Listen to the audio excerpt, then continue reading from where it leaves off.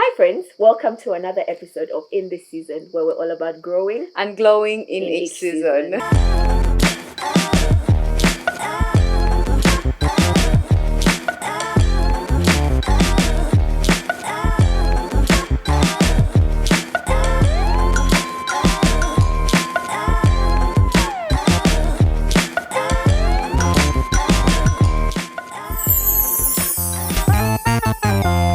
I'm Zerida, most of you know me as Epicurious Diaries. And my name is Priscilla, most of you know me as Elatam Priscilla.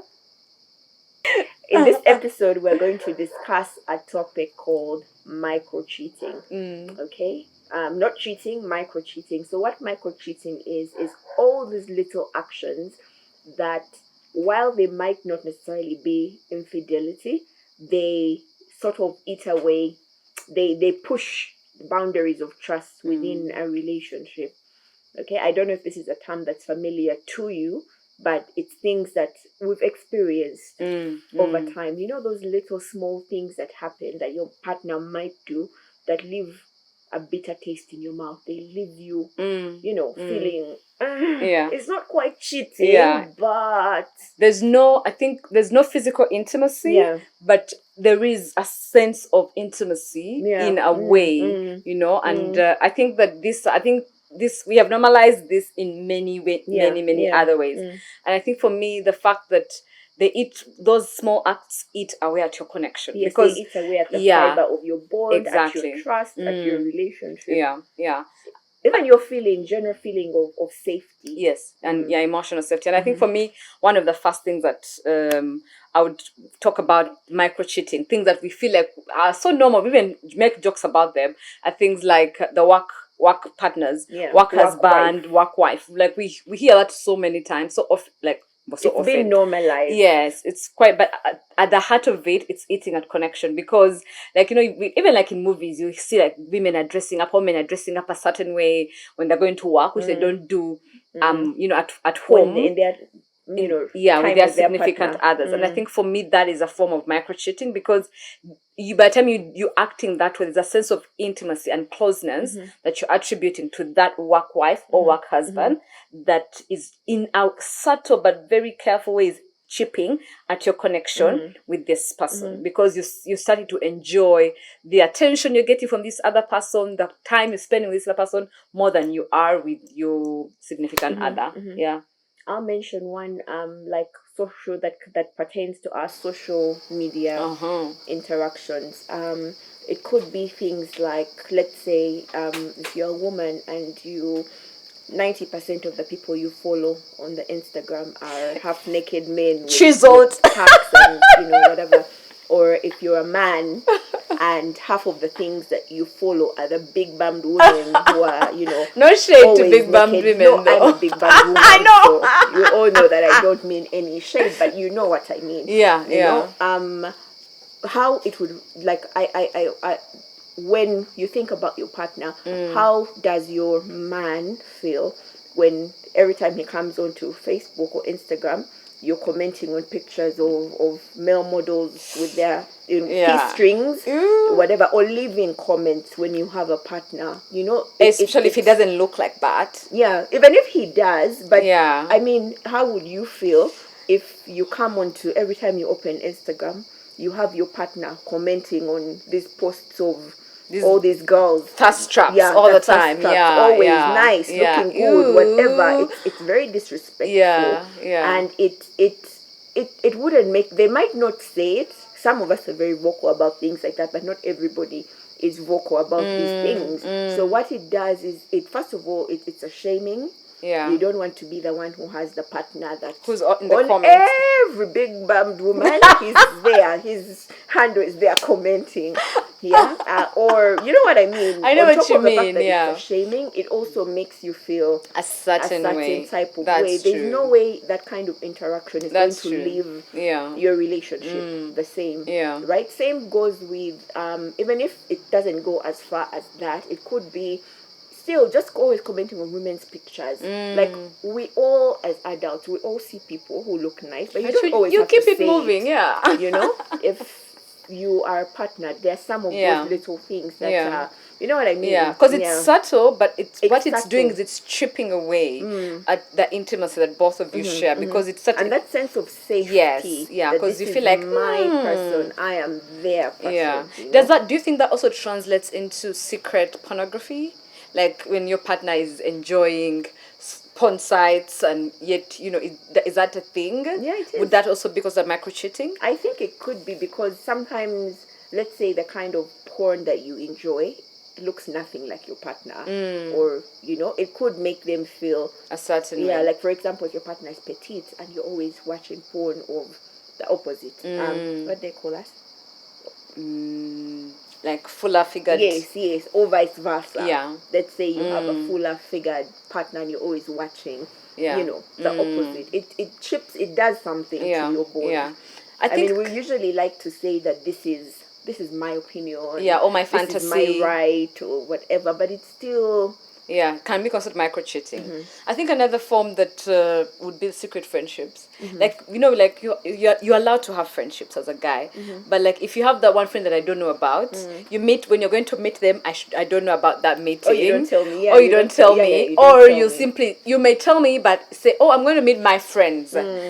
I'm going to meet, but you never exactly tell me who, or you never allow me to meet them. Like, what is that you're hiding? Yeah. You may not be physically intimate, but you are in a way forming emotional bonds with these people, with this person. And even if it's not physical cheating, there is something like emotional cheating. Because like, if maybe you're always on the phone with them, you're saying, oh, but I don't know, we don't share, like I'm not allowed in that space with you. For me, that would be a thing of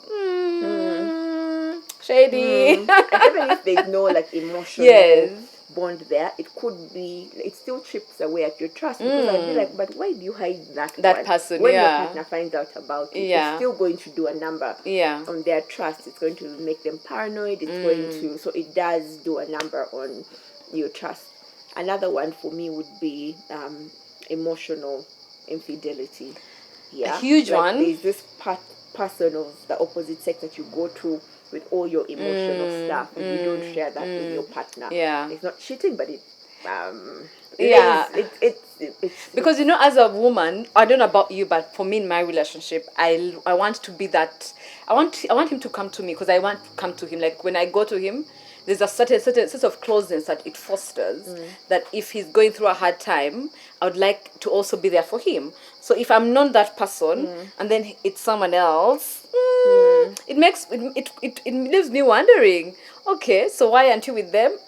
You get, yeah? Because I feel like they're able to support you at your darkest, and I can't. Or you can't trust me like that. Then I feel like it, for me, doesn't foster closeness. That's true. Yeah. And then there's the flirting. And that one. And many people say, oh, it's harmless. Is there anything like harmless flirting? Yeah. Flirting. It also, again, plays around with the safety that your partner feels. I think let's define flirting. For many people, they'll be like, oh, what's the line between being friendly, then when does it cross into flirting? For you, in your opinion? It's suggesting, Like, you have nice eyes. Would that be like flirting, or would it be I'm giving you a compliment? Like your man, let's say welcoming committee is, I want to use myself, but telling someone else, you have nice eyes. Would you call that like a compliment? Is that a compliment to someone who's in a... I think it's a compliment, but it can make another person feel uncomfortable. DK always tells us that one of the things with your interaction with another person is always to consider how it's going to make another person feel. And when you're in a relationship specifically, you, at the very forefront of all your actions, is how is this going to make my partner feel? Yeah. Right? So it's not a question of who's right, who's wrong. Yeah. Right? It's just a question of how is it going to make my partner feel? Because when you reverse those roles, how would... Do you know what I mean? Yeah, I know what you mean. And there's this handsome man. When a beautiful person walks in, you all know it. Yeah. And this very handsome man comes and sits, and your wife or girlfriend goes, nice smile. Hey! Do you know what I mean? Child! Innocent. it's not about their, there's no sexuality to it. But it can but easily, how would it make you feel? it would make me feel like we forget, just a compliment. we forget, just a compliment. Do you know?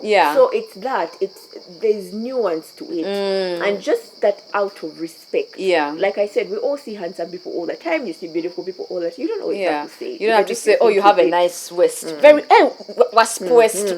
Where's your waist? Where's your waist? You don't have to. Is the point. I think that's quite true, and I think that that's a line that many people tend to like. Oh, but it's just a compliment. I didn't mean anything. But it's not about what you meant. It's about how the other person perceived it and what it does to your closeness. What it does, exactly, because then it'd be like to your relationship. Exactly. So I think it's just about knowing what's sacred and knowing what to say when.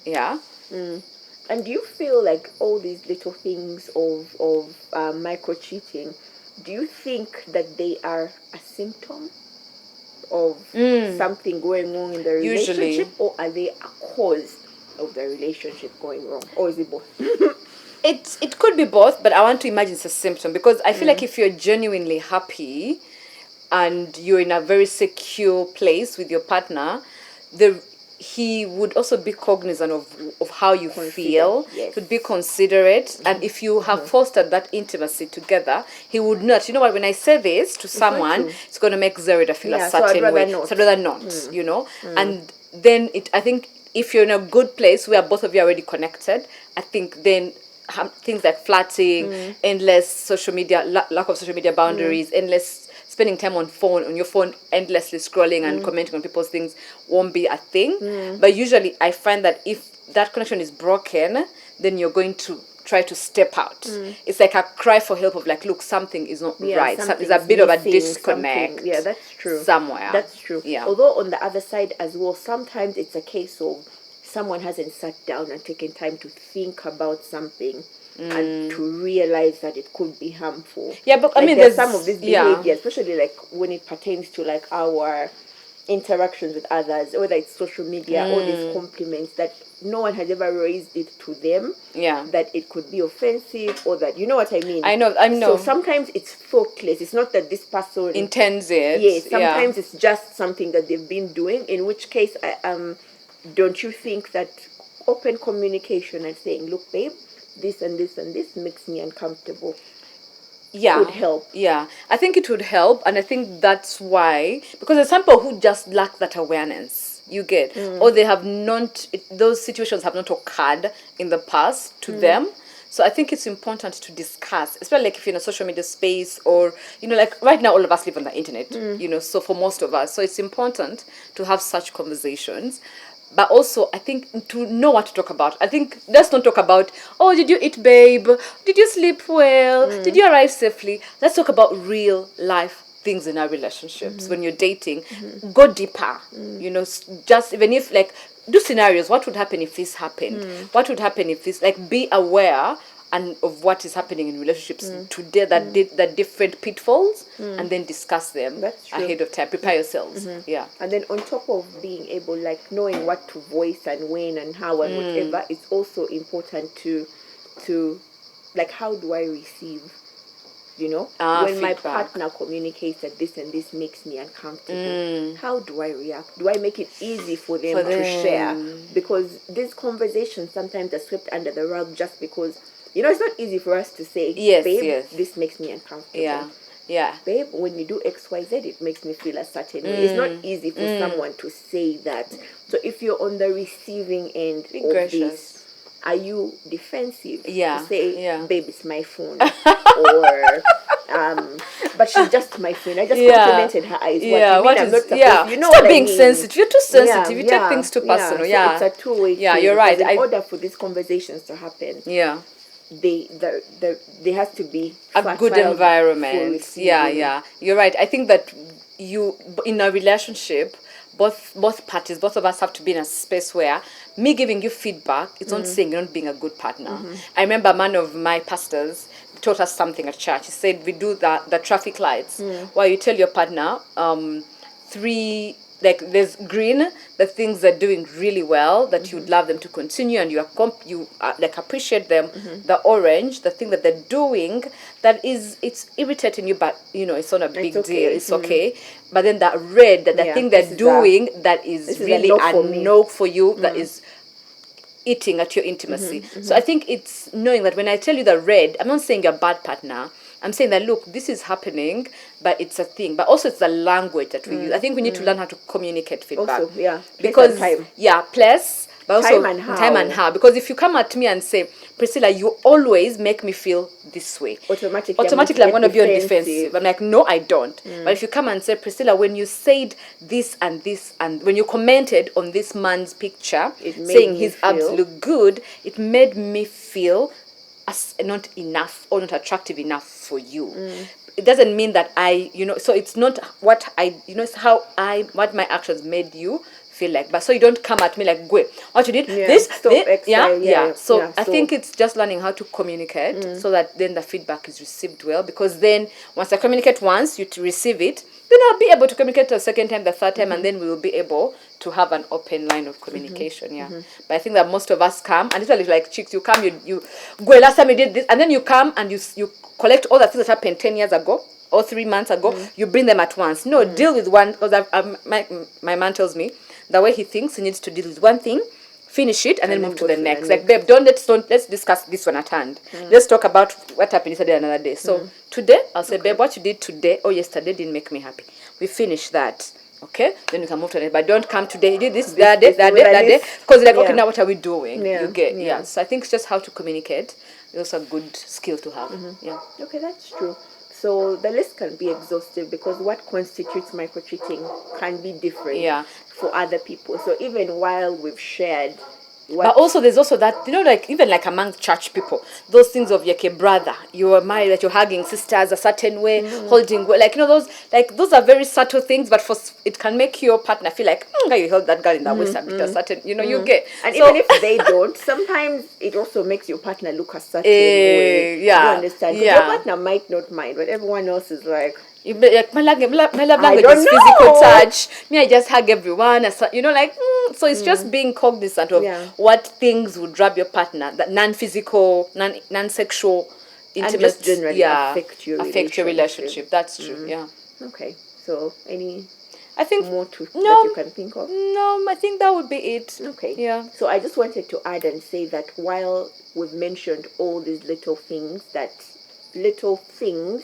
can't tear away at the fiber of your relationships are complex, right? And so what constitutes microcheating in one relationship might not necessarily constitute another relationship. It will be perfectly fine, right? So our advice would be, don't take this as gospel truth that, but Priscilla said you must not say someone's eyes are nice, or, you know what I mean?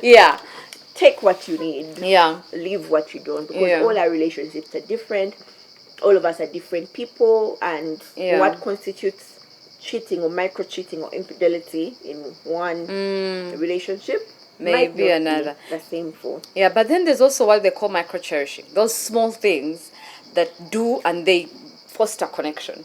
They are not like the big display of affection that, but it's just like so subtle things that someone like your partner would do, and you feel like, today we really connected. Oh my God, And for me, it's I think I've told you this story. There was a time when my partner bought me cookies, and I was far, like I was at work, and then he was driving from work, and he saw my favorite cookies, my favorite ginger java cookies. I even told him, and he bought them, and he called me like, I got your favorite cookies. I cried. And I just felt so connected to him, even if it's a very small thing in the, like how much cookies are like, what, 5K, but it's just the thought, So there's also those small things that your partner can do that are not so grand, but just really make you feel super connected. I guess it's 100% get it. For me, it's feeding me. Like I get really grumpy. And like in a horrible, completely bad mood when I haven't eaten. And sometimes, you wake up in the morning and let's say something ran out and you can't make breakfast because the one thing is out, and I completely lose my head, and then my whole day is a mess, and then everyone that's going to meet me that day fire, right? And then this person notices that and decides to. I know people have said, "Oh my gosh, welcome in committing atija, baby, atija." No, and he said to me that when I've not eaten, we're all going to have a bad day. Yeah, that's true. So he will, or like I struggle to think about what I want to eat, right? And then so if I give it, I overthink it, and then I end up not eating. Yeah. And then at the end of the day, I have a headache. I'm weak, and the whole thing goes out of plan. So now when he asks me twice, "What are you going to eat?" and it doesn't come, he'll just dictate. And make sure that I do eat, right? And it seems quite like, small. It seems small. But it's actually major. Like kutijari, but it makes such a difference. It makes you feel super connected. Today when we're coming to the shoot, and he does this a lot. Like when I'm entering the car, I sometimes like put my bag first, then he'll remove the bag for me to see it. You know, and it's also like I'm like, it's so small, but why does it make me feel so good? Like it makes me feel super connected. Or like when I'm entering, because I'm always carrying, so like my hands are, I don't know what's wrong with it. Is it only me? My hands are always full. You know, and he'll just carry stuff for me. He'll remove stuff from my hand. Like today I had my bag, my coffee. He just carried my coffee. And, you know, and for me, those are very small, very insignificant acts that I'm sure he doesn't even think about. But they leave me feeling extremely connected to him, you know. So I get it. One more that I can think of is how I photograph all my food before I eat it. Even when I'm not going to post it, it's like second nature. So when he's putting food in front of me, first of all, he presents it like it's always so nicely done, like photo, you know, photo ready. Home food, meanwhile, home food, but it's always so picturesque, right? But then he'll slow down and tell me, "Babe, your camera," right? Because we're not going to do this again. He'll just remind me, "Get your camera," and he'll present so slowly because I'm always fighting people in restaurants. The waiter, "Slow down, take it back. I need to do it again so I can, take your picture." Capture the moment. So he always puts my food plate down so nicely, and he makes it face the side, and then reminds me to pull out my camera. That's so sweet. That's so sweet. That's so sweet. So it's amazing how, like, you know, like sometimes we think that feeling connected requires big gestures. Fly me to Paris, buy me all these flowers. I mean, those are really good stuff, but also there's just the day-to-day small acts that are, like, you know, partners can do that can make you really feel super connected. So it's quite interesting. Okay, so we'll leave it here for now. What are those small things that you know make up micro-cheating for you? Please let us know in the comments. And also, what are those small things that your partner does that make you feel really super connected and feel loved together? So leave us a comment down below. We really enjoy your engagement, and definitely subscribe. And then we'll see you next week. It was lovely. Bye.